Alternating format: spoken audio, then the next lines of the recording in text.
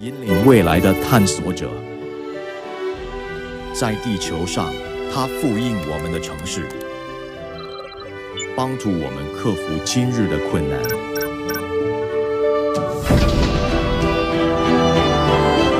Tokens 揭发物理定律，让我们更快抵达目的地。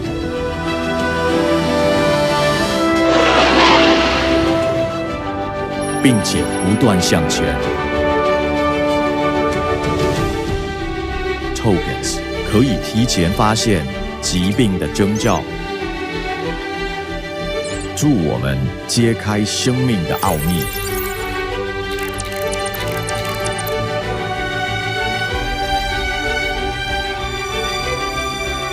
他们研究人体动作，协助我们达到最佳状态。还将现实带入虚拟世界，他们助我们精进技能。有瑕疵的电路板在右边，需要我帮你拿去修理吗？好的，谢谢。Tokens 不仅教会机器人如何行动，还给世界带来欢乐。请把这些送到护理站。为我们提供助力，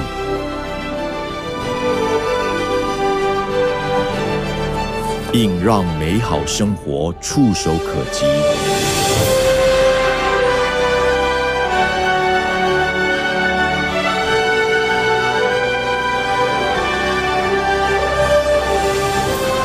让我们携手并进，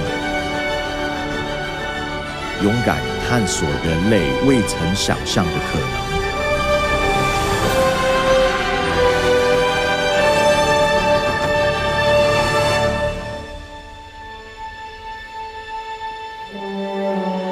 这一切都从这里开始。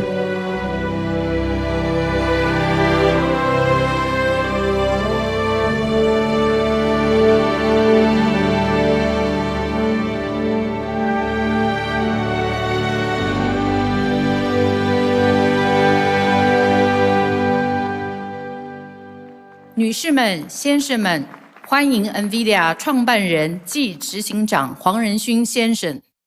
Welcome to the stage, NVIDIA founder and CEO, Jensen Huang.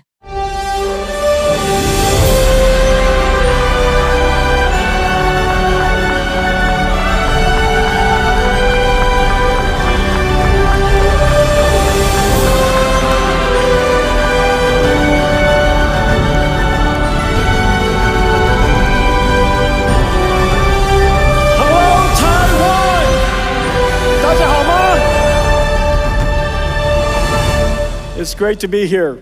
My parents are also in the audience. 我爸爸妈妈来，他们在哪里？ They're up there.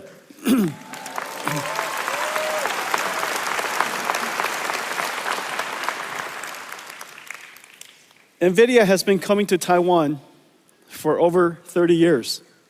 This is the home of many of our treasured partners and dear friends. Over the years, you have seen NVIDIA grow up and seen us accomplish many exciting things and have been partnered with me all along the way. Today, we're going to talk about where we are in the industry, where we're going to go, announce some new products, exciting new products and surprising products that open new markets for us, creates new markets, new growth. We're going to talk about great partners and how we're going to develop this ecosystem together.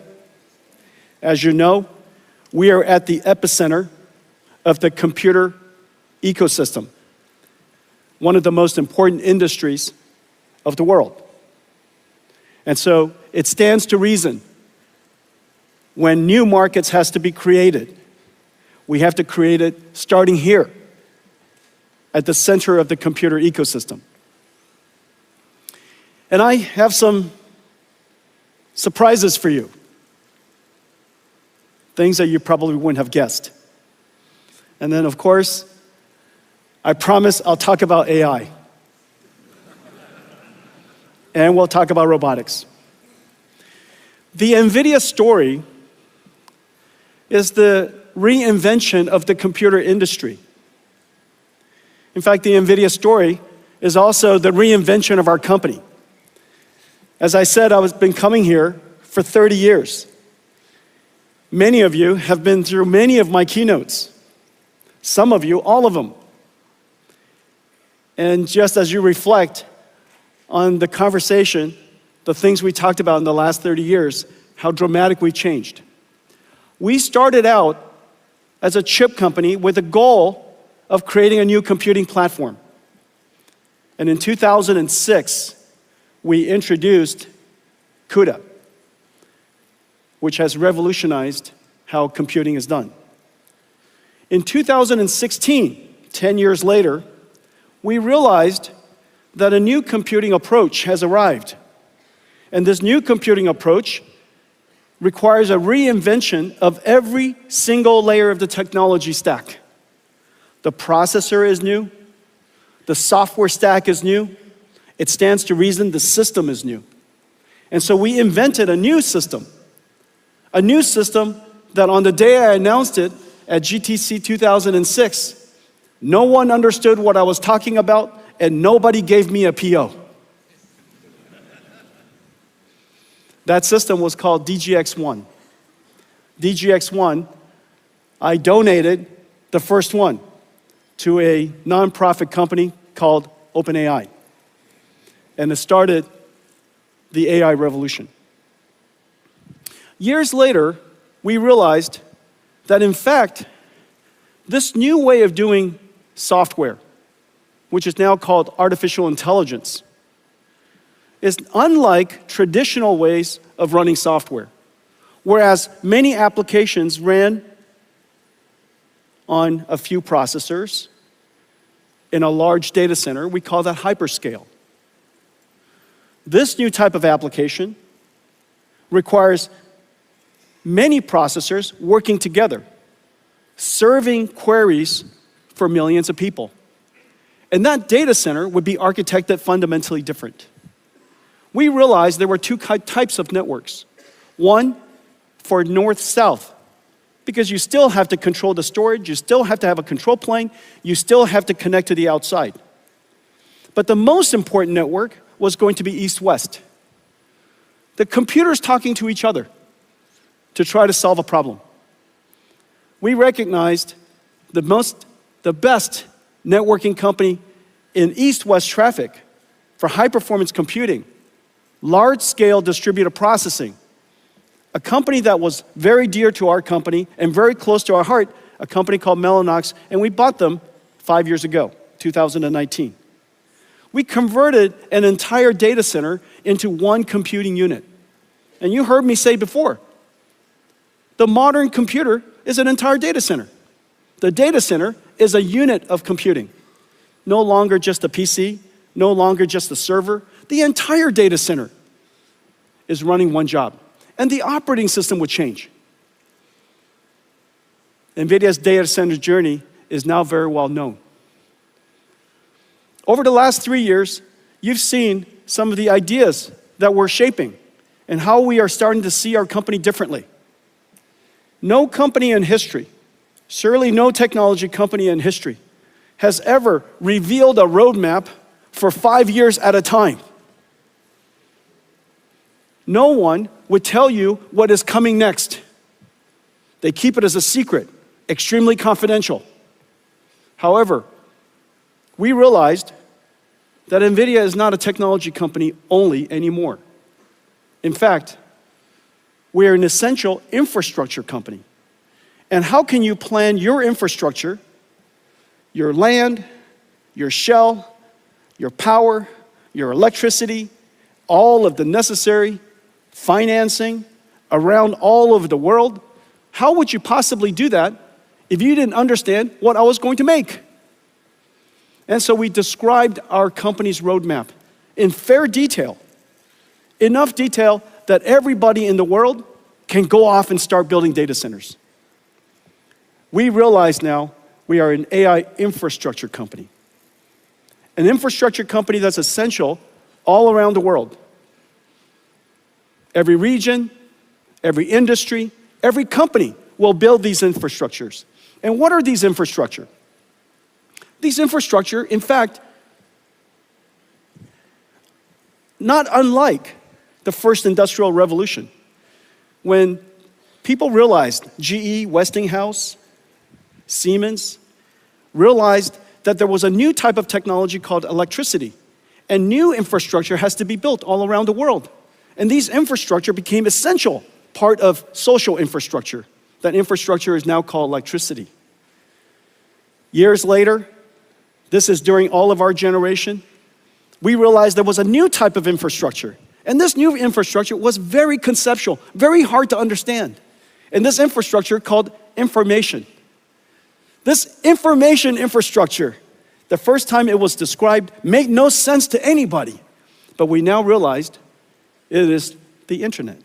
And every internet is everywhere, and everything is connected to it. Well, there's a new infrastructure now.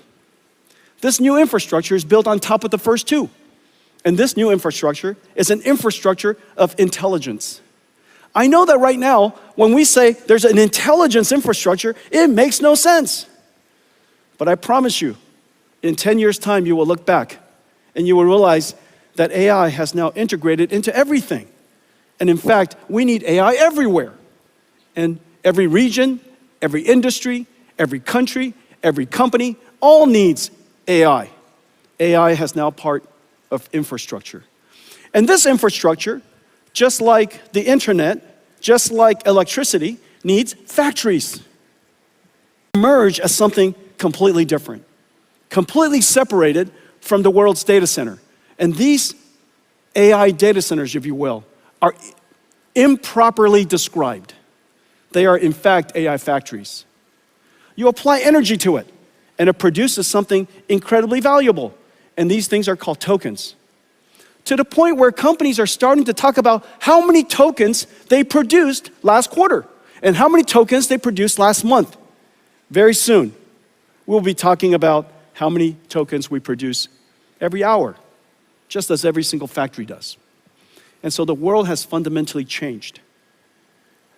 We went from a company, on the day that we started our company, I was trying to figure out how big our opportunity was in 1993. And I came to the conclusion, NVIDIA's business opportunity was enormous. $300 million. We're gonna be rich. $300 million chip industry to a data center opportunity that represents about $1 trillion to now an AI factory, an AI infrastructure industry that will be measured in trillions of dollars. And this is the exciting future that we're undertaking. Now, at its core, everything we do is founded on several important technologies. Of course, I talk about accelerated computing a great deal. I talk about AI a great deal. What makes NVIDIA really special is the fusion of these capabilities.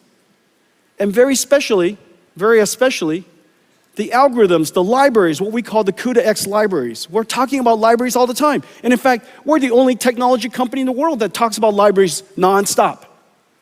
And the reason for that is because libraries is at the core of everything that we do. Libraries is what started it all. And I'm gonna show you a few new ones today. But before I do that, let me show you a preview of what I'm gonna tell you today.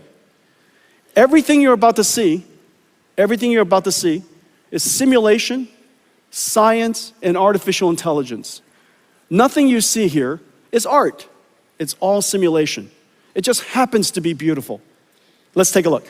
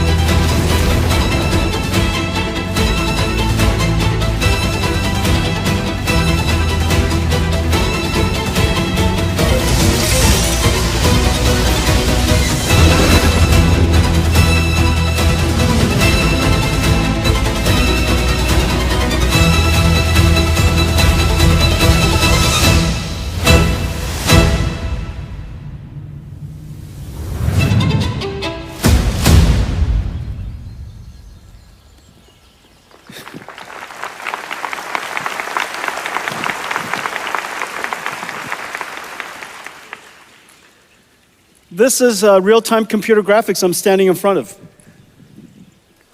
This is not a video, this is computer graphics. It's generated by GeForce. This is a brand new GeForce 5060, RTX 5060. And this is from ASUS. My good friend Johnny is in the front row. And this is from MSI. And we took this incredible GPU and we shrunk it in here. Does that make any sense? See, this is incredible. And so this is MSI's new laptop with 5060 in it. GeForce brought CUDA to the world. Right now what you're seeing is every single pixel is ray traced. How is that possible that we're able to simulate photon and deliver this kind of frame rate at this resolution? Well, the reason for that is artificial intelligence. We're only rendering 1 out of 10 pixels. So every pixel that you see, only 1 out of 10 is actually computed. The other 9, AI guessed. Does that make any sense? And it's perfect. It's completely perfect. It guessed it perfectly. Of course, the technology is called DLSS, neural rendering. It took us many, many years to develop. We started developing it the moment we started working on AI, so it's been a 10-year journey. And the advance in computer graphics has been completely revolutionized by AI. GeForce brought AI to the world.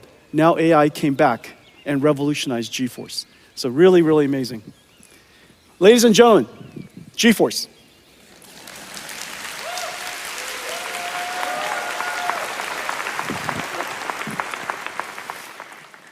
You know, when you're CEO, you have many children. And GeForce brought us here. And now all of our keynotes is 90% not GeForce. But it's not because we don't love GeForce. GeForce RTX 50 series just had its most successful launch ever, the fastest launch in our history. And PC gaming is now 30 years old. So that tells you something about how incredible GeForce is. Let's talk about libraries. At the core, of course, everything starts with CUDA.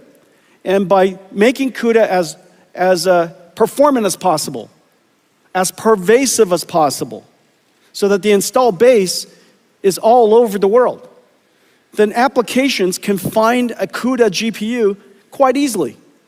The larger the installed base, the more developers want to create libraries.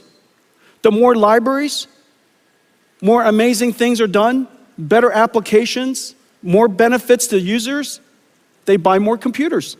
The more computers, more CUDA. That feedback path is vitally important. However, accelerated computing is not general purpose computing. General purpose computing writes software, everybody writes it in, Python or C or C++, and you compile it. The methodology for general purpose computing is consistent throughout. Write the application, compile the application, run it on the CPU. However, that fundamentally doesn't work in accelerated computing, because if you could do that, it would be called a CPU. What's the point of not just changing the CPU so you could write the software, compile the software, run it on a CPU? The fact that you would have to do something different is actually quite sensible. And the reason for that is because so many people worked on general purpose computing, trillions of dollars of innovation. How is it possible that all of a sudden a few widgets inside a chip and all of a sudden computers become 50 times faster, 100 times faster? That makes no sense. And so the logic that we applied is that we could accelerate applications if you understood more about it. You can accelerate applications if you were to create an architecture that are better suited to accelerate, to run at the speed of light, 99% of the runtime, and just even though it's only 5% of the code, which is quite surprising. Most applications, small parts of the code consumes most of the runtime. We made that observation, and so we went after one domain after another. I just showed you computer graphics. We also have numerics. This is CUPI numeric. This is CUPI is the most pervasive numerical library. Arial and Shona. Arial is the world's first GPU accelerated radio signal processing for 5G and 6G. Once we make it software-defined, then we can put on top of it AI. So now we could bring AI to 5G and 6G. Parabricks for genomics analysis, Mo9 for medical imaging, Earth-2 for weather prediction, cuQuantum for quantum classical computer architectures and computer systems, cuequivariance and cuTensor, contraction of tensor mathematics, Megatron. This whole row, this whole column here consists of all of our deep learning and all of our libraries necessary for training as well as inference for deep learning. This revolutionized computing. And it all started with all these libraries. Not just CUDA, but cuDNN. On top of cuDNN, there was Megatron. Megatron, then TensorRT LLM, and then now lately, this brand new operating system for large AI factories, Dynamo. cuDF for data frames like Spark and SQL. Structured data can be accelerated as well. cuML, classical machine learning. Warp, a framework for a Pythonic framework for describing CUDA kernels, incredibly successful. cuOpt, mathematical operations, optimizations, things like traveling salesperson, the ability to optimize highly constrained, large number of variables, type of problems like supply chain optimization. This is an incredible success. I'm very excited about cuOpt, cuDSS and cuSparse for sparse structure simulators. Those are used for CAE and CAD, fluid dynamics, finite element analysis, incredibly important for EDAs and CAE industry. And then of course, cuLitho, one of the most important libraries for computational lithography. Mask making could easily take a month. And that mask making process is extremely computationally intensive. And now with cuLitho, we could accelerate that computation by 50 times, 70 times. As a result, this is going to set the stage, open the world for applying AI to lithography in the future. We have great partners here. TSMC is using cuLitho quite extensively. ASML, Synopsys, excellent partners working with us in cuLitho. So the libraries themselves is what makes it possible for us, one domain of application after another domain of science, after another domain of physics, to be able to accelerate those applications. But it also opens up markets for us. We look at particular regions and particular markets and we say, that area could really be important to transform to the new way of doing computing. If general purpose computing, after all these years, has run its course, why hasn't it run its course in every single industry? So one of the most important industries, of course, is telecommunications. Just as the world's cloud data centers have now become software-defined, it stands to reason that telecommunication should also be software-defined. And so that's the reason why we've taken now some 6 years to refine and optimize a fully accelerated radio access network, RAN stack, that does incredible performance. For data rate per megawatt, or data rate per watt, we are now on par with the state-of-the-art ASICs. And so once we could do that, once we could achieve that level of performance and functionality, then after that we can layer on top AI. And so we have great partners here. You could see SoftBank and T-Mobile, Indosat and Vodafone are doing trials. Nokia, Samsung, Kyocera are working with us on the full stack. Fujitsu and Cisco are working on the systems. And so now we have the ability to introduce the idea of AI on 5G or AI on 6G along with AI on computing. We're doing that with quantum computing. Quantum computing is still at the noisy, intermediate scale quantum, called NISQ. However, there are many, many good applications we could already start to do. And so we're excited about that. We're working on a quantum classical or quantum GPU computing platform. We call it CUDA-Q, working with amazing companies around the world. GPUs could be used for pre-processing and post-processing, for error correction, for control. And so in the future, I predict that all supercomputers will have quantum accelerators, all have quantum QPUs connected to it. And so a supercomputer would be a QPU with QPUs and GPUs and some CPUs. And that would be the representation of a modern computer. So working with a lot of great companies in this area. AI. 12 years ago, we started with perception. AI models that can understand patterns, recognize speech, recognize images. That was the beginning. The last 5 years, we've been talking about generative AI, the ability for AI to not just understand, but to generate. And so it could generate from text to text. We use that all the time in ChatGPT. Text to images, text to video, video to text, images to text. Almost anything to anything, which is the really amazing thing about AI, that we've discovered a universal function approximator, a universal translator. It can translate from anything to anything else if we can simply tokenize it, represent the bits of information. Well, now we have reached a level of AI that's really important. Generative AI gave us one-shot AI. You give it text and it gives you text back. That was 2 years ago when we first engaged ChatGPT. That was the big, amazing breakthrough. You give it text and it gives you text back. It predicts the next word, predicts the next paragraph. However, intelligence is much more than just what you've learned from a lot of data that you've studied.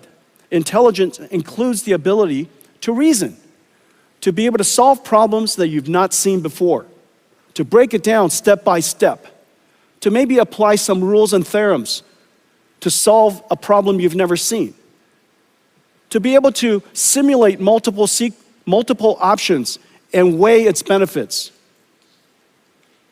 Some of the technology you might have heard about, chain of thought, breaking it down step by step, tree of thought, coming up with a whole bunch of paths. All of these technologies are leading the ability for AI to be able to reason. Now, the amazing thing is, once you have the ability to reason, and you have the ability to perceive, that is, let's say, multimodal read PDFs, you could do search, you can use tools, you have now agentic AI. This agentic AI just does something that I've just described all of us do. We're given a goal, we break it down step by step, we reason about what to do, what's the best way to do it, we consider its consequences, and then we start executing the plan. The plan might include doing some research, might include doing some work, using some tools. It might include reaching out to another AI agent to collaborate with it. Agentic AI is basically understand, think, and act. Well, understand, think, and act is the robotics loop. Agentic AI is basically a robot in a digital form. These are going to be really important in the coming years. We're seeing enormous progress in this area. The next wave, beyond that, is physical AI. AI that understands the world. They understand things like inertia, friction, cause and effect. That if I roll a ball and it goes under a car, depending on the speed of the ball, it probably went to the other side of the car. But the ball did not disappear. Object permanence. You might be able to reason that if there's a table in front of you and you have to go to the other side, the best way to do it is not to go right through it. The best way is maybe go around it or underneath it. To be able to reason about these physical things is really essential to the next era of AI. We call that physical AI.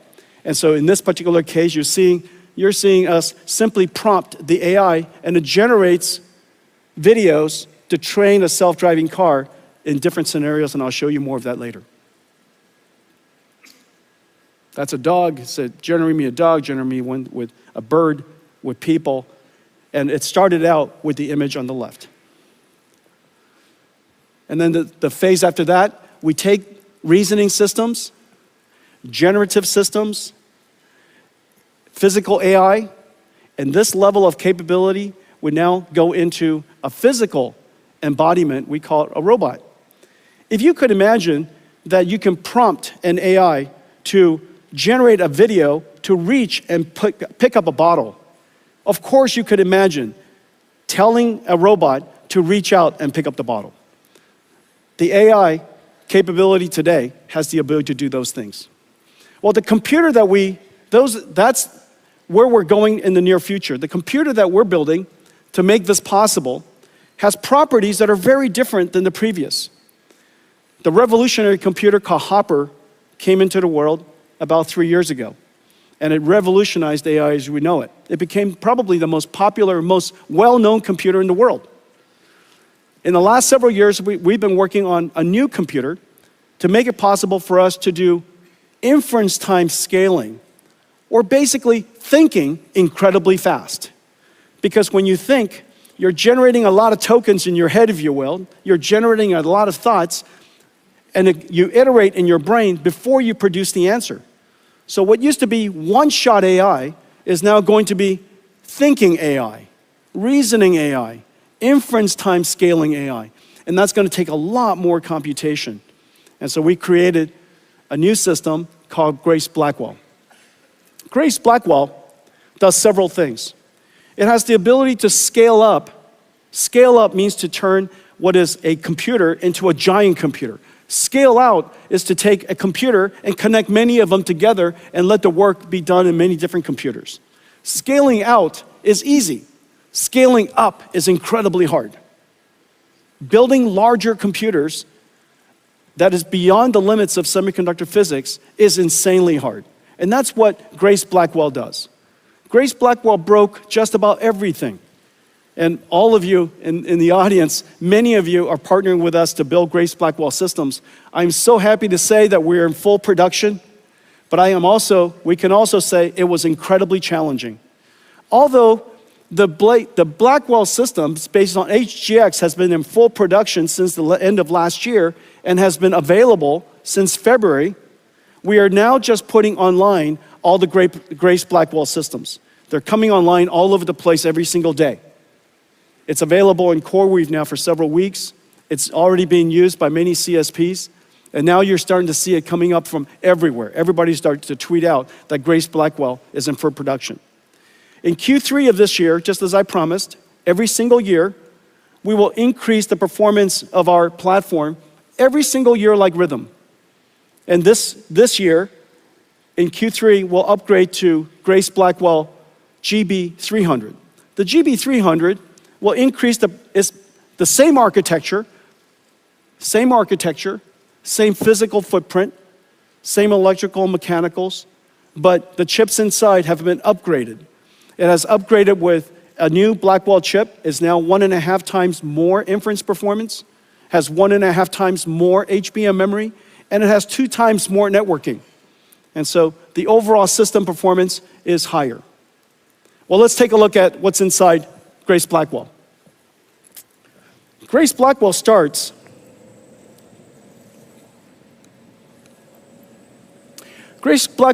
with this compute node.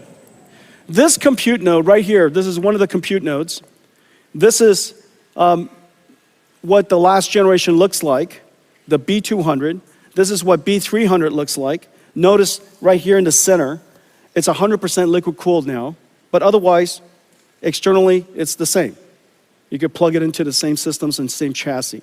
And so this is the Grace Blackwell GB300 system. It's 1.5 times more inference performance. The training performance is about the same, but the inference performance is 1.5 times more.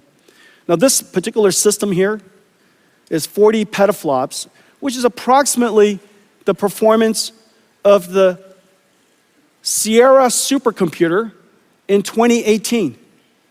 The Sierra supercomputer has 18,000 GPUs, Volta GPUs. This one node here replaces that entire supercomputer. 4,000 times increase in performance in 6 years. That is extreme Moore's law. Remember, I've said before that AI, NVIDIA has been scaling computing by about 1 million times every 10 years. And we're still on that track. But the way to do that is not just to make the chips faster. There's only a limit to how fast you can make chips and how big you can make chips. In the case of Blackwell, we even connected 2 chips together to make it possible. TSMC worked with us to invent a new CoWoS process called CoWoS-L that made it possible for us to create these giant chips. But still, we want chips way bigger than that. And so we had to create what is called NVLink. This is the world's fastest switch. This NVLink here, right here, is 7.2 terabytes per second. 9 of these go into that rack. And that 9 those 9 switches are connected by this miracle. This is quite heavy. That's because I'm quite strong. I made it look so light, but this is 70 pounds. And so this is the NVLink spine. 2 miles of cables, 5,000 cables structured, all coaxed, impedance matched, and it connects all 72 GPUs to all of the other 72 GPUs across this network called NVLink switch. 130 terabytes per second of bandwidth across the NVLink spine. So just put in perspective, the peak traffic of the entire internet, is 900 terabits per second. Divide that by 8. This moves more traffic than the entire internet. One NVLink spine across this 9 of these NVLink switches, so that every single GPU can talk to every other GPU at exactly the same time. This is the miracle of GB200. And because there's a limit to how far you can drive SerDes, this is as far as any SerDes has ever driven. From chip, this goes chip to the switch, out to the spine, to any other switch, any other chip, all electrical. And so that limit caused us to put everything in one rack. And that one rack is 120 kilowatts, which is the reason why everything has to be liquid cooled. We now have the ability to disaggregate the GPUs out of one motherboard, essentially, across an entire rack. And so that entire rack is one motherboard. That's the miracle. Completely disaggregated, and now the GPU performance is incredible, the amount of memory is incredible, the networking bandwidth is incredible, and now we can really scale these out. Once we scale it up, then we can scale it out into large systems. And notice almost everything NVIDIA builds are gigantic. And the reason for that is because we're not building data centers and servers, we're building AI factories. This is CoreWeave. This is Oracle Cloud. The power density of each rack is so great, they have to put them further apart so that the power density could be distributed. But really, in the end, we're not building data centers, we're building AI factories. And this is the XAI, Colossus factory. This is Stargate, 4 million square feet, 4 million square feet, 1 gigawatt. And so just think about this factory here. This 1 gigawatt factory is probably going to be about, 60 to 80 billion dollars. Out of that 60 to 80 billion dollars, the electronics, the computing part of it, these systems are 40, 50 billion dollars of it. And so these are gigantic factory investments. The reason why people build factories is because you know the answer. The more you buy,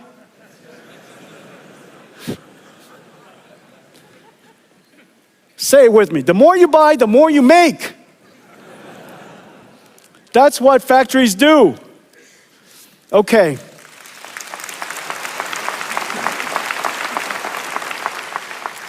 The technology is so complicated. And in fact, just looking at it here, you still cannot get the deep appreciation of the amazing work that's being done in all of our partners and all of the companies here in the audience in Taiwan. And so we made you a movie. I made you a movie. Take a look. Blackwell is an engineering marvel. It begins as a blank silicon wafer at TSMC. Hundreds of chip processing and ultraviolet lithography steps build up each of the 200 billion transistors, layer by layer on a 12-inch wafer. The wafer is scribed into individual Blackwell die, tested and sorted. separating the good dies to move forward. The chip-on-wafer on substrate process, done at TSMC, SPIL, and Amkor, attaches 32 Blackwell dies and 128 HBM stacks on a custom silicon interposer wafer. Metal interconnect traces are etched directly into it, connecting Blackwell GPUs and HBM stacks into each system and package unit, locking everything into place. Then the assembly is baked, molded, and cured, creating the Blackwell B200 superchip. At KYEC, each Blackwell is stress-tested in ovens at 125 degrees Celsius and pushed to its limits for several hours. Back at Foxconn, robots work around the clock to pick and place over 10,000 components onto the Grace Blackwell PCB. Meanwhile, additional components are being prepared at factories across the globe. Custom liquid cooling copper blocks from Cooler Master, AVC, Auras, and Delta keep the chips at optimal temperatures. At another Foxconn facility, ConnectX-7 SuperNICs are built to enable scale-out communications, and Bluefield 3 DPUs to offload and accelerate networking, storage, and security tasks. All these parts converge to be carefully integrated into GB200 compute trays.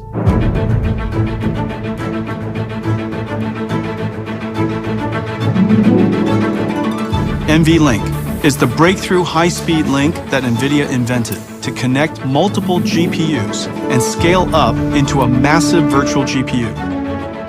The NVLink switch tray is constructed with NVLink switch chips, providing 14.4 terabytes per second of all-to-all bandwidth. NVLink spines form a custom blind-mated backplane, integrating 5,000 copper cables to deliver 130 terabytes per second of all-to-all bandwidth. This connects all 72 Blackwells or 144 GPU dies into one giant GPU. From around the world, parts arrive. From Foxconn, Wistron, Quanta, Dell, Asus, Gigabyte, HPE, Supermicro, and other partners to be assembled by skilled technicians into a rack-scale AI supercomputer. In total, 1.2 million components, 2 miles of copper cable, 130 trillion transistors, weighing 1,800 kilograms.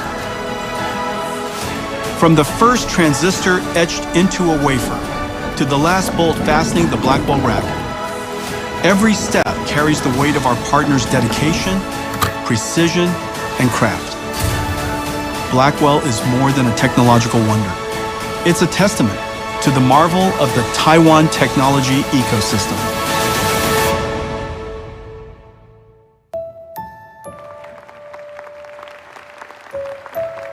We couldn't be prouder of what we've achieved together.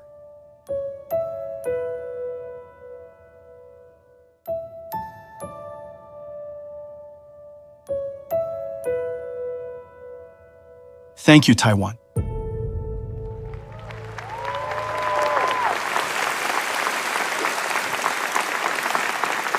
Thank you. Thank you. That was pretty incredible, right?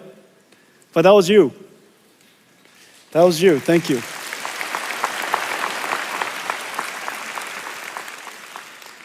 Well, Taiwan doesn't just build supercomputers for the world. Today, I'm very happy to announce that we're also building AI for Taiwan. And so today we're announcing that Foxconn, Taiwan, the Taiwanese government, NVIDIA, TSMC, we're going to build the first giant AI supercomputer here for the AI infrastructure and the AI ecosystem of Taiwan. Thank you.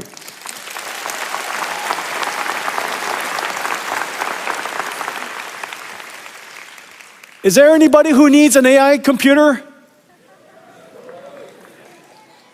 Any AI researchers in the audience?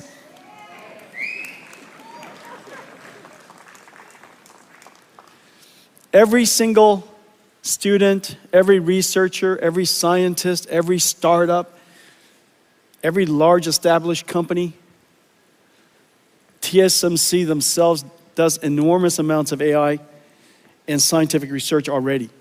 And so Foxconn does an enormous amount of work in robotics. I know that there are many other companies in the audience, I'm going to mention you in just a second, that are doing robotics research and AI research. And so having a world-class AI infrastructure here in Taiwan is really important. All of that is so that we could build a very large chip. And NVLink and Blackwell, this generation, made it possible for us to create these incredible systems. Here's one from Pegatron and QCT and Wistron and WeWin. This is from Foxconn and Gigabyte and ASUS. And you could see the front and the back of it. And its entire goal is to take these Blackwell chips that are, you could see how big they are, and turn it into one massive chip. Now, the ability to do that, of course, was made possible by NVLink. But it understates the complexity of the system architecture, the rich software ecosystem that connects it all together, the entire ecosystem of 150 companies that came together to build this. This architecture and the entire ecosystem in technology, in software, in industry has been the work of 3 years. This is a massive industrial investment. And now, we would like to make it possible for anybody who wants to build data centers. It could be a whole bunch of NVIDIA GB200s or 300s and accelerated computing systems from NVIDIA. It could be somebody else. And so today, we're announcing something very special. We're announcing NVIDIA NVLink Fusion. NVLink Fusion is so that you can build semi-custom AI infrastructure. Not just semi-custom chips, because those are the good old days. You want to build AI infrastructure, and everybody's AI infrastructure could be a little different. Some of you could have a lot more CPUs, and some of it could have a lot more NVIDIA GPUs, and some of it could be somebody's semi-custom ASICs. And those systems are so insanely hard to build. And they're all missing this one incredible ingredient. This incredible ingredient called NVLink. NVLink so that you could scale up these semi-custom systems and build really powerful computers. And so today we're announcing the NVLink Fusion. NVLink Fusion kind of works like this. This is the NVIDIA platform, 100% NVIDIA. You got NVIDIA CPU, NVIDIA GPU, the NVLink switches, the networking from NVIDIA called Spectrum-X or InfiniBand, NICs, network interconnects, switches, and all of the entire system, the entire infrastructure built end-to-end. Now, of course, you can mix and match it if you like, and we now today make it possible for you to mix and match it even at the compute level. This would be what you would do using your custom ASIC. And we have great partners I'll announce in a second who are working with us to integrate your special TPU or your special ASIC, your special accelerator. And it doesn't have to be just a transformer accelerator, it could be an accelerator of any kind that you would like to integrate into a large scale-up system. We create an NVLink chiplet. It's basically a switch that abuts right up to your chip. There's IP that will be available to integrate into your semi-custom ASIC. And then once you do that, it fits right into the compute boards that I mentioned, and it fits into this ecosystem of an AI supercomputer that I've shown you. Now maybe what you would like is you would like to use your own CPU. You've been building your own CPU for some time, and maybe your CPU has built a very large ecosystem, and you would like to integrate NVIDIA into your ecosystem. And now we can make it possible for you to do that. You could do that by building your custom CPU. We provide you with our NVLink chip-to-chip interface into your ASIC. We connect it with NVLink chiplets, and now it connects and directly abuts into the Blackwell chips and our next generation Rubin chips. And again, it fits right into this ecosystem. This incredible body of work now becomes flexible and open for everybody to integrate into. And so your AI infrastructure could have some NVIDIA, a lot of yours. A lot of yours, you know, and a lot of CPUs, a lot of ASICs, maybe a lot of NVIDIA GPUs as well. And so in any case, you have the benefit of using the NVLink infrastructure and the NVLink ecosystem, and it's connected perfectly to Spectrum X. And all of that, you know, is industrial strength and has the benefit of an enormous ecosystem of industrial partners who have already made it possible. So this is the NVLink Fusion. Whether you buy completely from us, that's fantastic. Nothing gives me more joy than when you buy everything from NVIDIA. I just want you guys to know that. But it gives me tremendous joy if you just buy something from NVIDIA.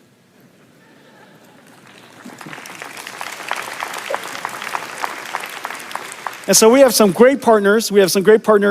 L-Chip, Astera Labs, Marvell, and one of our great partners, MediaTek, are going to be partnering with us to work with ASIC or semi-custom customers, hyperscalers, who would like to build these things, or CPU vendors who would like to build these things, and they would be their semi-custom ASIC provider. We also have Fujitsu and Qualcomm who are building their CPUs with NVLink to integrate into our ecosystem. And Cadence and Synopsys, we've worked with them to transfer our IP to them so that they can work with all of you and make that IP available to all of your chips. So this ecosystem is incredible, but this just highlights the NVLink Fusion ecosystem. Once you work with them, you instantly get integrated into the entire larger NVIDIA ecosystem that makes it possible for you to scale up into these AI supercomputers. Now let me talk to you about some new product categories. As you know, I've shown you a couple of different computers. However, in order to serve the vast majority of the world, there are still some computers that are missing. And so I'm going to talk about them. But before I do that, I want to give you an update that in fact, this new computer we call DGX Spark is in full production. DGX Spark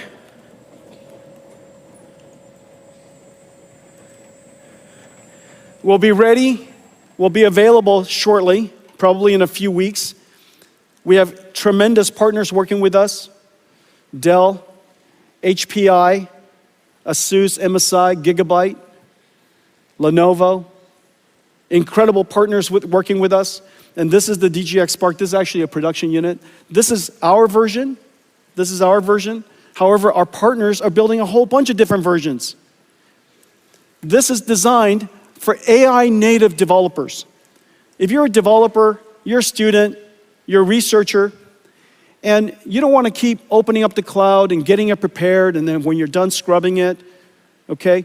But you would just like to have your own, basically your own AI cloud sitting right next to you, and it's always on, always waiting for you. It allows you to do your prototyping, early development, and this is what's amazing. This is DGX Spark. It's 1 petaflops and 128 gigabytes. In 2016, when I delivered DGX1, this is just the bezel. I can't lift the whole computer. It's 300 pounds. This is DGX1. This is 1 petaflops and 128 gigabytes. Of course, this is 128 gigabytes of HBM memory, and this is 128 gigabytes of LPDDR5X. The performance is in fact quite similar. But what's most important is that the work that you could work on this is the same work you could do here. It's an incredible achievement over just the course of about 10 years. Okay, so this is DGX Spark for anybody who would like to have their own AI supercomputer. And it's, I'll let all of our partners price it for themselves, but one thing for sure, everybody can have one for Christmas.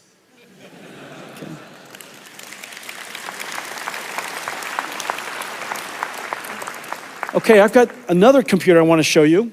If that's not enough, and you would still like to have your own personal, thank you, Janine. This is Janine Paul, ladies and gentlemen. If that one isn't big enough for you, here's one. This is another desk side. This is also going to be available from Dell and HPI, ASUS, Gigabyte, MSI, Lenovo. It'll be available from Box, from Lambda, amazing workstation companies. And this is going to be your own personal DGX supercomputer. This computer is the most performance you can possibly get out of a wall socket. You could put this in your kitchen, but just barely. If you put this in your kitchen and then somebody runs the microwave, I think that's the limit. And so this is the limit. This is the limit of what you can get out of a wall outlet. And this is a DGX station. The programming model of this and the giant systems that I showed you are the same. That's the amazing thing. One architecture, and this has the ability, enough capacity and performance to run a 1 trillion parameter AI model. Remember, Llama is Llama 70B. A 1 trillion parameter model is going to run wonderfully on this machine. Okay, so that's the DGX station. So now let's talk about, remember these systems are, thank you, Jenny. These systems are AI natives. They're AI native computers. They're computers built for this new generation of software. It doesn't have to be x86 compatible. It doesn't have to run traditional IT software. It doesn't have to run hypervisors. It doesn't have to run it doesn't have to run Windows. These computers are designed for the modern AI native applications. Of course, these AI applications could be APIs that can be called upon by the traditional and the classical applications. But in order for us to bring AI into a new world, and this new world is enterprise IT, we have to go back to our roots, and we have to reinvent computing and bring AI into traditional enterprise computing. Now, enterprise computing, as we know, is really 3 layers. It's not just the computing layer. It's compute, storage, and networking. It's always compute, storage, and networking. And just as AI has changed everything, it stands to reason that AI must have changed compute, storage, and networking for enterprise IT as well. Well, that lower layer has to be completely reinvented, and we're in the process of doing that. I'm going to show you some new products that unlocks enterprise IT for us. It has to work with the traditional IT industry, and it has to add a new capability. And the new capability for enterprise is agentic AI. Basically, digital marketing campaign manager, a digital researcher, a digital software engineer, digital customer service, digital chip designer, digital supply chain manager, digital versions, AI versions of all of the work that we used to do. And as I mentioned earlier, agentic AI has the ability to reason, use tools, work with other AIs. So in a lot of ways, these are digital workers. They're digital employees. The world has a shortage of labor. We have a shortage of workers. By 2030, by about 30 to 50 million shortage. It's actually limiting the world's ability to grow. And so now we have these digital agents that can work with us. 100% of NVIDIA software engineers now have digital agents working with them so that they can help them, assist them in developing better code and more productively. And so in the future, you're going to have this layer, that's our vision. You're going to have a layer of agentic AIs, AI agents. And so what's going to happen to the world? What's going to happen to enterprise? Whereas we have HR for human workers, we're going to have IT becoming the HR of digital workers. And so we have to create the necessary tools for today's IT industry, today's IT workers, to be able to manage, improve, evaluate a whole family of AI agents that are working inside their company. And so that's the vision of what we want to build. But first, we have to reinvent computing. Remember what I said. Enterprise IT works on x86. It runs traditional software, such as hypervisors from VMware or IBM Red Hat or Nutanix. It runs a whole bunch of classical applications. And we need to have computers that do the same thing while it adds this new capability, called Agent AI. And so let's take a look at that.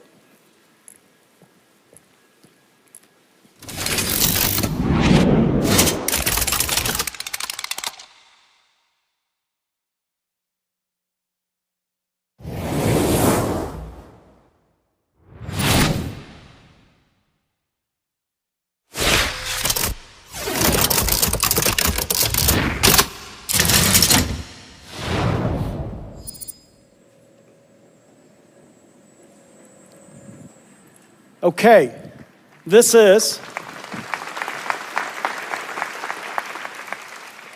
the brand new RTX Pro Enterprise and Omniverse server. This server can run everything. It has x86, of course. It can run all of the classical hypervisors. It runs Kubernetes in those hypervisors. So the way that your IT department wants to manage your network and how they want to manage your clusters and orchestrate workload works exactly the same way. It has the ability to even stream Citrix and what other virtual desktops to your PC. Everything that runs in the world today should run here. Omniverse runs on here perfectly. But in addition to that,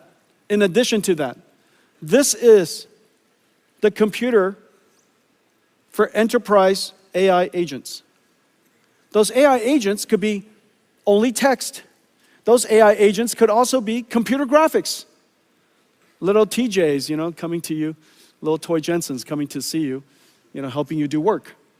And so those AI agents could be either in text form, it could be in graphics form, it could be in video form. All of those workloads work on this system. No matter the modality, every single model that we know of in the world, every application that we know of should run on this. In fact, even Crysis works on here. Okay, so anybody who's a GeForce gamer? There are no GeForce gamer in the room.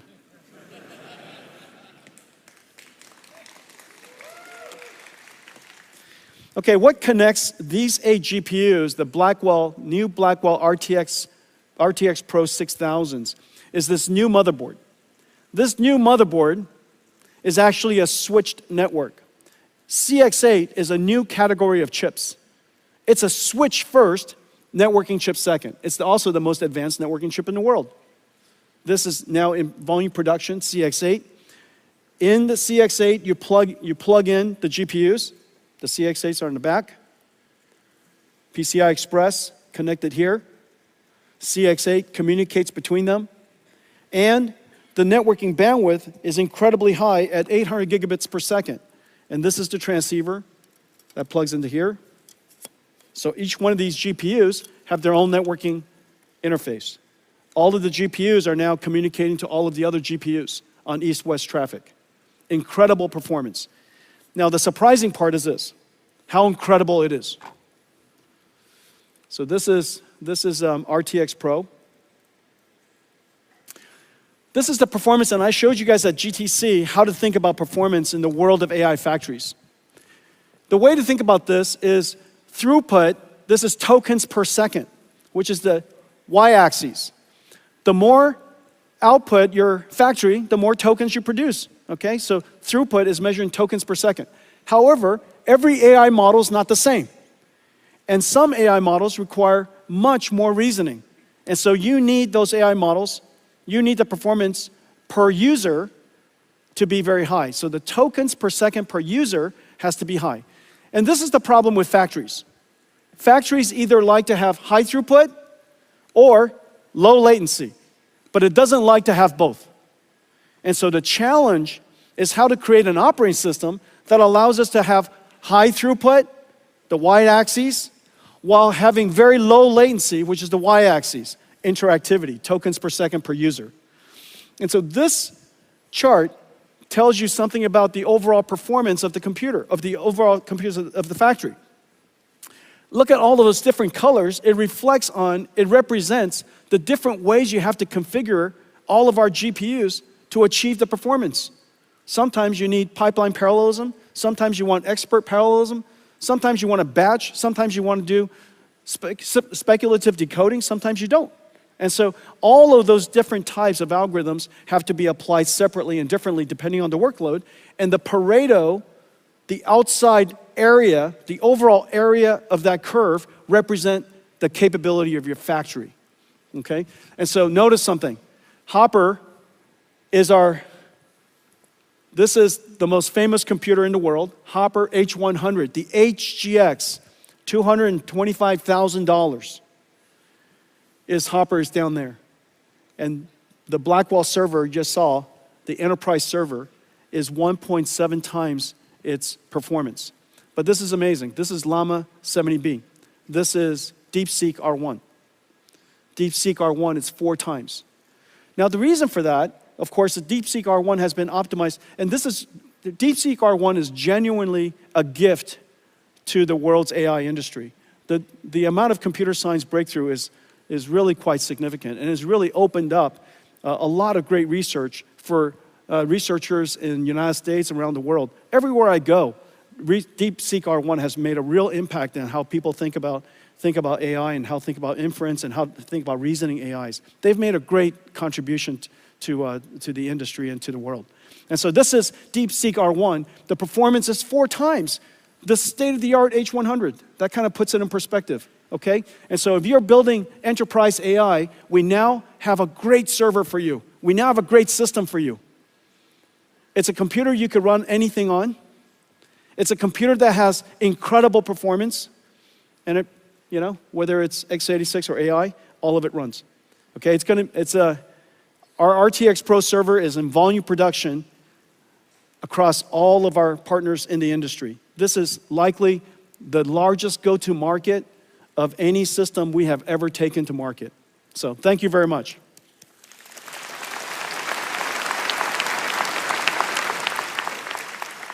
The compute platform is different. The storage platform is different. And the reason for that is because humans query structured databases like SQL. People query structured databases like SQL. But AI wants to query unstructured data. They want semantic, they want meaning. And so we have to create a new type of storage platform. And this is the NVIDIA AI Data Platform.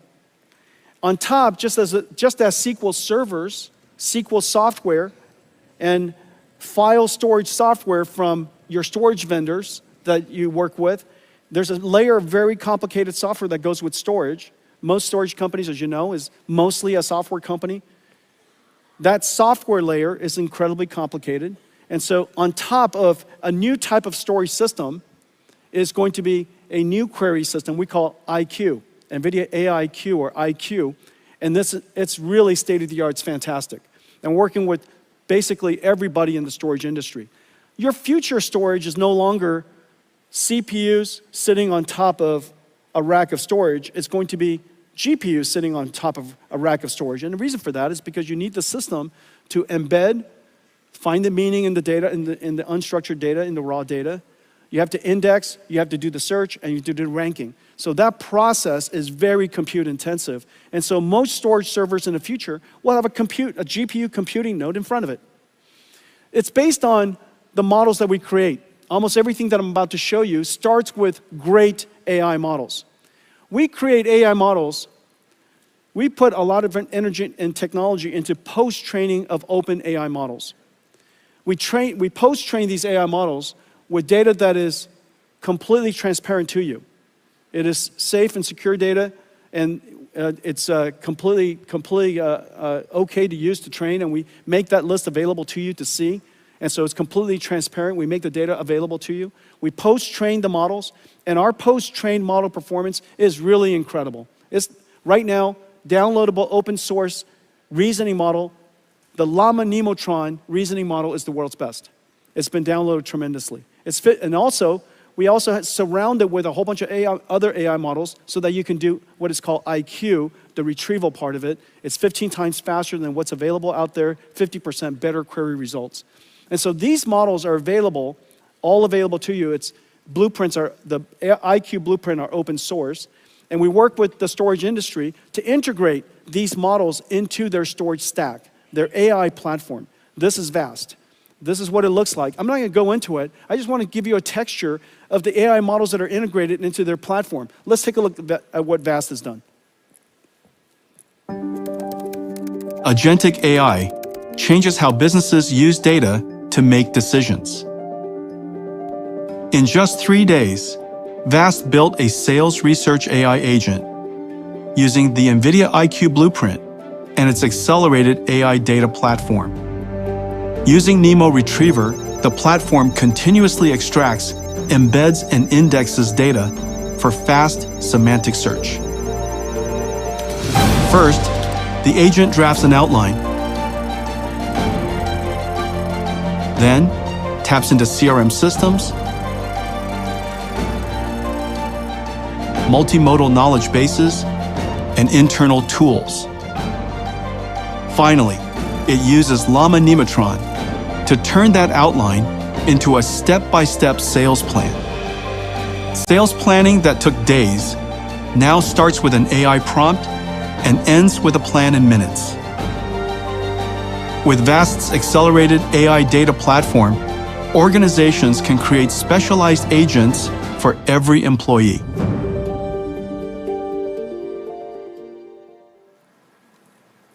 Okay, so that's VAST. Dell has a great AI platform, one of the world's leading storage vendors. Hitachi has a great AI platform, AI data platform. IBM is building an AI data platform with NVIDIA NeMo. NetApp is building an AI platform. As you could see, all of these are open to you. And if you're building an AI platform with a semantic query AI in front of it, NVIDIA NeMo is the world's best. Okay, so that gives you now compute for enterprise and storage for enterprise. The next part is a new layer of software called AI Ops. Just as supply chain has their ops and HR has their ops, in the future, IT will have AI Ops. And they will curate data, they'll fine-tune the models, they'll evaluate the models, guardrail the models, secure the models, and we have a whole bunch of libraries of models necessary to integrate into the AI Ops ecosystem. We got great partners to help us do that, to take it to market for us. CrowdStrike is working with us. Data IQ is working with us. Data Robots is working with us. You can see these are all AI operations creating fine-tuning models and deploying models for agentic AI in enterprise. And you could see NVIDIA libraries and models integrated all over it. So Data Robots, here's Data Stacks. This is Elastic. I think I heard somewhere that they're downloaded 400 billion times. This is Nutanix. This is Red Hat. This is Trend Micro here in Taiwan. I think I saw Eva earlier. Okay, hi Eva. Okay, weights and biases. Okay, and so that's it. This is how we're going to bring to the world's enterprise IT the ability to add AI to everything that you do. You're not going to rip out everything from IT, the enterprise IT organizations, because companies have to run. But we can add AI into it. And now we have systems that are enterprise ready with ecosystem partners, incredible ecosystem partners. I think I saw Jeff earlier. There's Jeff Clark, the great Jeff Clark. Been coming to Taiwan for as long as I have been coming to Taiwan, and has been a partner of yours for a long time. So there's Jeff Clark. And so our ecosystem partners, Dell and others, are going to take this platform, these platforms, to the world's enterprise IT. Okay, let's talk about robots. So agentic AIs, AI agents, a lot of different ways to say it, agents are essentially digital robots. Reason for that is because a robot perceives, understands, and plans. And that's essentially what agents do. But we would like to build also physical robots. And these physical robots, first, it starts with the ability to learn to be a robot.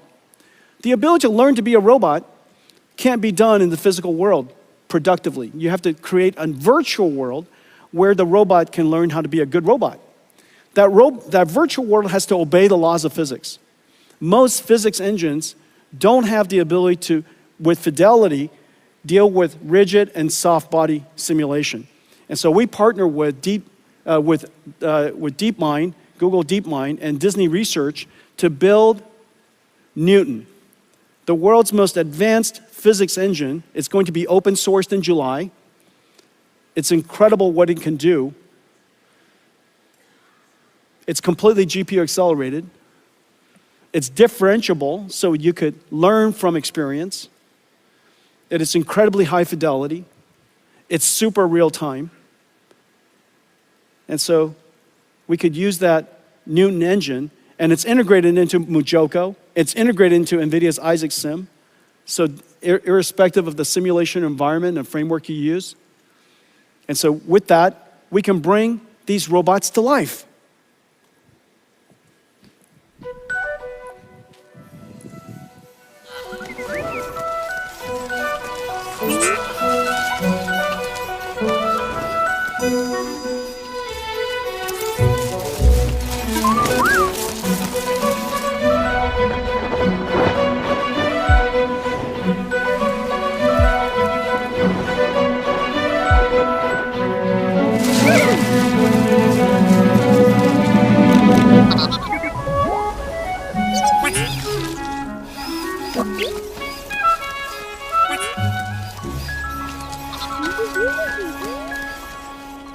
Who doesn't want that?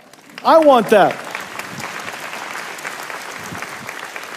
Can you imagine one of those little ones or a few of them running around the house, chasing your dogs, driving them crazy? And so, did you see what was happening? It wasn't an animation, it was a simulation. And he was slipping and sliding in the sand, in the dirt. All of it was simulated. The software of the robot is running in the simulation. And so it wasn't animated, it was simulated.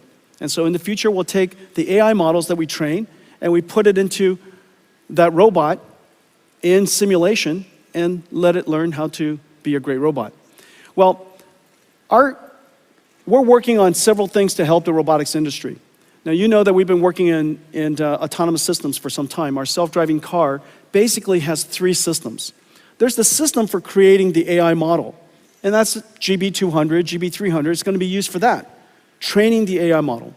Then you have Omniverse for simulating the AI model. And then when you're done with that AI model, you put that model, the AI, into the self-driving car. Okay, this year we're deploying Mercedes around the world, our self-driving car stack, end-to-end stack. But we create all of this, and the way we go to market is exactly the same that we work everywhere else. We create the entire stack, we open the entire stack, and for our partners, they use whatever they want to use. They could use our computer and not our library. They could use our computer, our library, and also our runtime. However much you would like to use, it's up to you. Because there's a lot of different engineering teams and different engineering styles and different engineering capabilities. We want to make sure that we provide our technology in a way that makes it as easy as possible for everybody to integrate NVIDIA's technology. You know, like I said, I love it if you buy everything from me, but just please buy something from me. Okay. Very practical. And so we're doing exactly the same thing in robotic systems, just like cars. And so this is our Isaac GR00T platform. The simulation is exactly the same as Omniverse. The training system is the same. When you're done with the model, you put it inside this Isaac GR00T platform. And Isaac GR00T platform starts with a brand new computer called Jetson Thor. This is just started in production. It is an incredible processor. Basically, a robotic processor goes to self-driving cars, and it goes into a humanoid robotic system. On top is an operating system we call NVIDIA Isaac. The NVIDIA Isaac operating system is the runtime. It does all of the neural network processing, the sensor processing, pipelines all of it, and deliver actuated results. And then on top of it, pre-trained models that we created with an amazing robotics team that are pre-training these models. And all the tools necessary in creating this, we make available, including the model. And so today we're announcing that Isaac GR00T N1.5 is now open sourced. And it's open to the world to use. It's been downloaded 6,000 times already, and the popularity and the likes and the appreciation from the community is incredible. And so that's creating the model. We also open the way we created the model. The biggest challenge in robotics is, the biggest challenge in AI overall is, what is your data strategy? And your data strategy has to be, that's where a great deal of research and a great deal of technology goes into. In the case of robotics, human demonstration, just like we demonstrate to our children or a coach demonstrates to an athlete, you demonstrate using teleoperations. You demonstrate to the robot how to perform the task, and the robot can generalize from that demonstration, because AI can generalize and we have technology for generalization. You can generalize from that one demonstration other techniques, okay? And so what if you want to teach this robot a whole bunch of skills? How many different teleoperation people do you need? Well, it turns out to be a lot. And so what we decided to do was use AI to amplify the human demonstration systems. And so this is essentially going from real to real and using an AI to help us expand, amplify the amount of data that was collected during human demonstration to train an AI model. Let's take a look. The age of generalist robotics has arrived, with breakthroughs in mechatronics, physical AI, and embedded computing. Just in time, as labor shortages limit worldwide industrial growth. A major challenge for robot makers is the lack of large-scale, real, and synthetic data to train models. Human demonstrations aren't scalable, limited by the number of hours in a day. Developers can use NVIDIA Cosmos Physical AI World Foundation models to amplify data. GR00T Dreams is a blueprint built on Cosmos for large-scale synthetic trajectory data generation, a reel-to-reel data workflow. First, developers fine-tune Cosmos with human demonstrations recorded by teleoperation of a single task in a single environment. Then, they prompt the model with an image and new instructions to generate dreams, or future world states. Cosmos is a generative model, so developers can prompt using new action words without having to capture new teleop data. Once a large number are generated, Cosmos reasons and evaluates the quality of each dream, selecting the best for training. But these dreams are still just pixels. Robots learn from actions. The GR00T Dreams blueprint generates 3D action trajectories from the 2D dream videos. This is then used to train the robot model. GR00T Dreams lets robots learn a huge variety of new actions with minimal manual captures. So a small team of human demonstrators can now do the work of thousands. GR00T Dreams brings developers another step closer to solving the robot data challenge.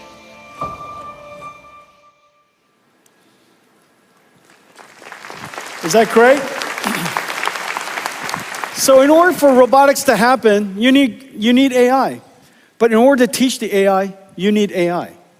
And so this is really the great thing about the era of agents, where we need a large amount of synthetic data generation, robotics, a large amount of synthetic data generation, and skill learning called fine-tuning, which is a lot of reinforcement learning, and enormous amount of compute. And so this is a whole era where the training of these AI, the development of these AI, as well as the running of the AI needs an enormous amount of compute. Well, as I mentioned earlier, the world has a severe shortage of labor. And the reason why humanoid robotics is so important is because it is the only form of robot that can be deployed almost anywhere brownfield. It doesn't have to be greenfield. It could fit into the world we created. It could do the tasks that we made for ourselves. We engineered the world for ourselves, and now we could create a robot that fit into that world to help us. Now, the amazing thing about human robotics is not just the fact that if it worked, it could be quite versatile. It is likely the only robot that is likely to work. And the reason for that is because technology needs scale. Most of the robotic systems we've had so far are too low volume.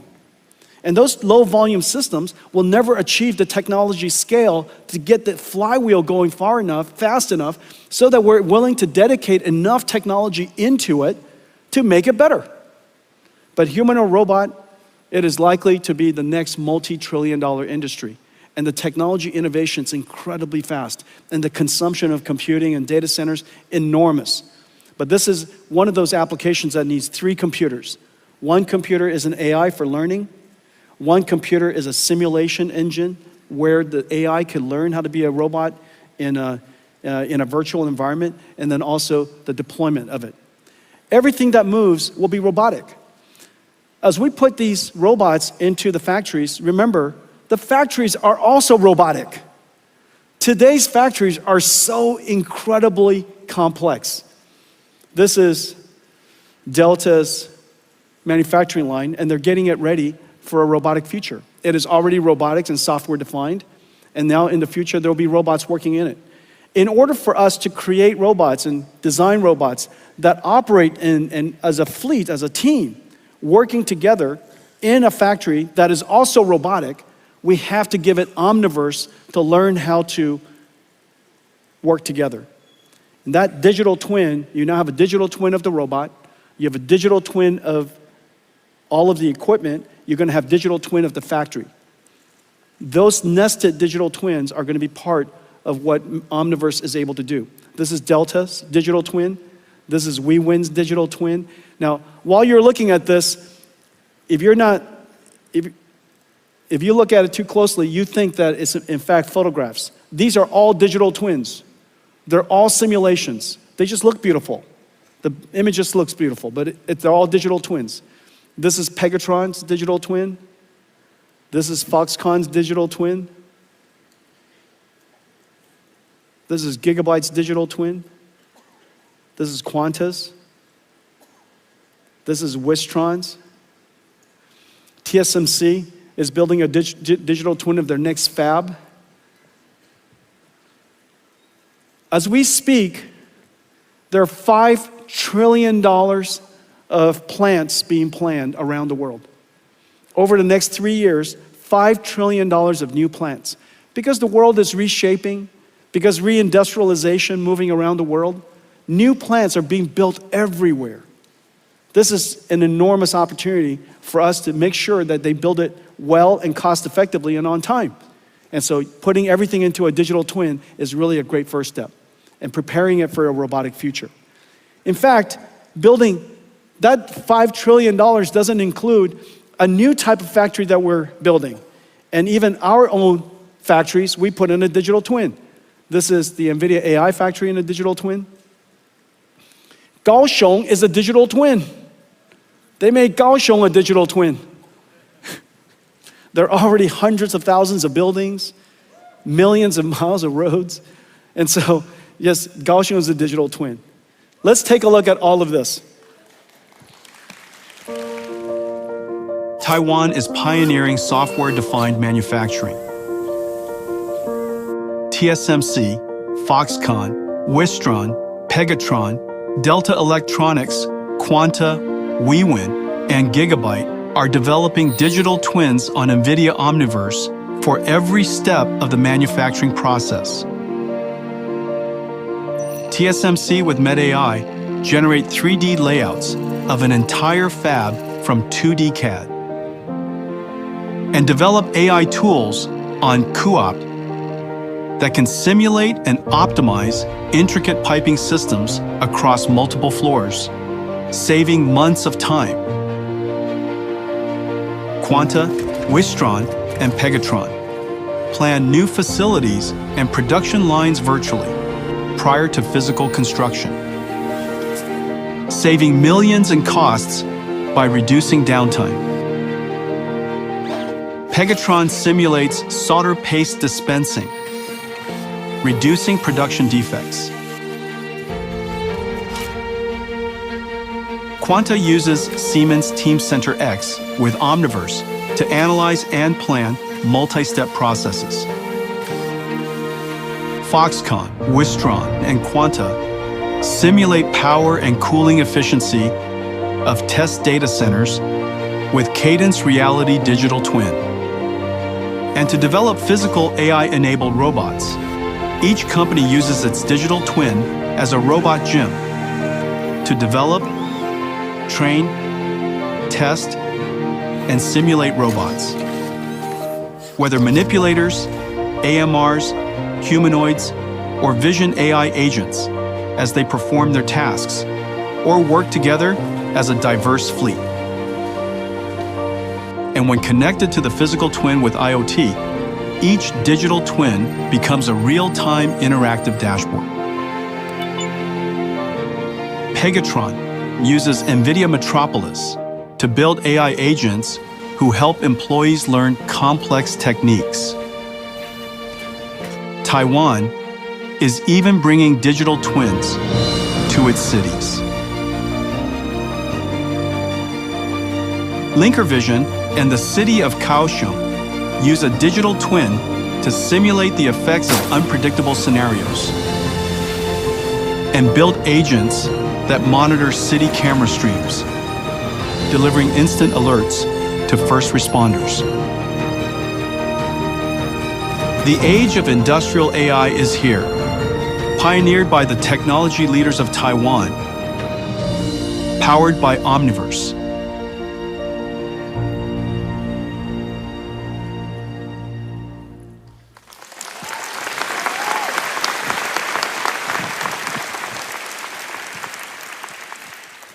My entire keynote is your work. It's so excellent. Well, it stands to reason that Taiwan, at the center of the most advanced industry, the epicenter where AI and robotics is going to come from, it stands to reason that this is an extraordinary opportunity for Taiwan. This is also the largest electronics manufacturing region in the world. And so it stands to reason that AI and robotics will transform everything that we do. And so it's really quite extraordinary that for one of the first times in history, that the work you do has revolutionized every industry, and now it's going to come back to revolutionize yours. At the beginning, I said that GeForce brought AI to the world, and then AI came back and transformed GeForce. You brought AI to the world. AI will now come back and transform everything that you do. It's been a great pleasure working with all of you. Thank you.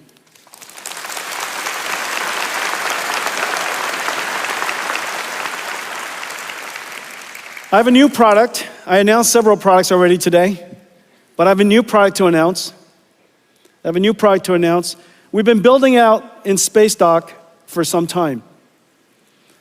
And I think it's time for us to reveal one of the largest products that we've ever built. And it's parked outside waiting for us. Let's see how it goes.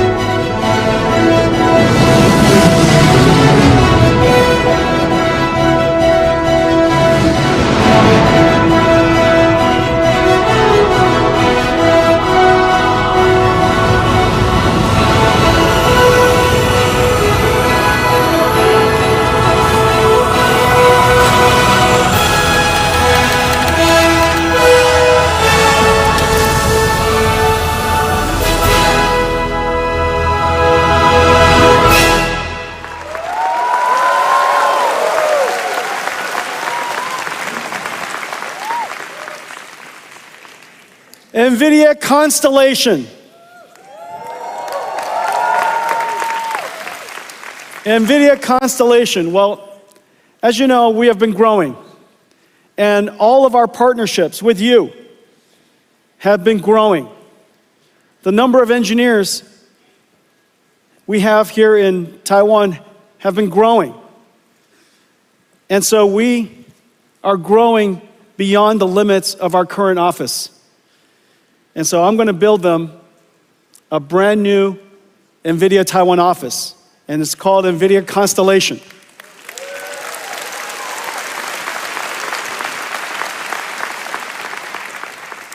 We've also been selecting the sites. We've been selecting the sites, and all of the mayors and all the different cities have been very kind to us. And I think we got some nice deals. I'm not sure. It seems quite expensive. But prime real estate is prime real estate. And so today, I'm very pleased to announce that NVIDIA Constellation will be at Beitou Shiling.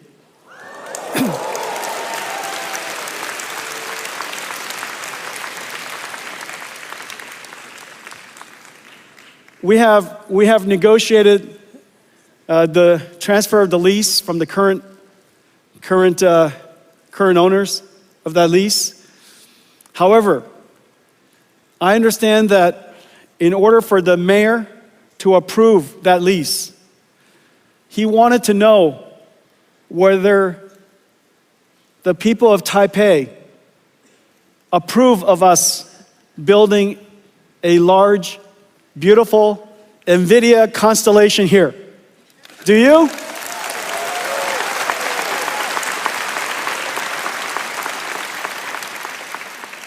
He also asked for you to call him. And so I'm sure you know his numbers. Everybody call him right away. Tell him that you think it's a great idea. So this is going to be NVIDIA Constellation. We're going to build it. We're going to start building as soon as we can. We need the office space. NVIDIA Constellation, Beitou Shiling. Very exciting. Okay.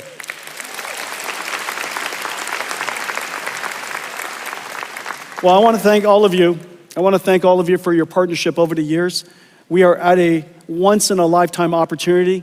It is not an understatement to say that the opportunity ahead of us is extraordinary.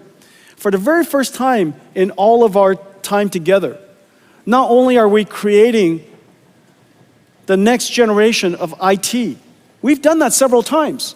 From PC to internet to cloud to mobile cloud, we've done that several times. But this time, not only are we creating the next generation of IT, we are in fact creating a whole new industry.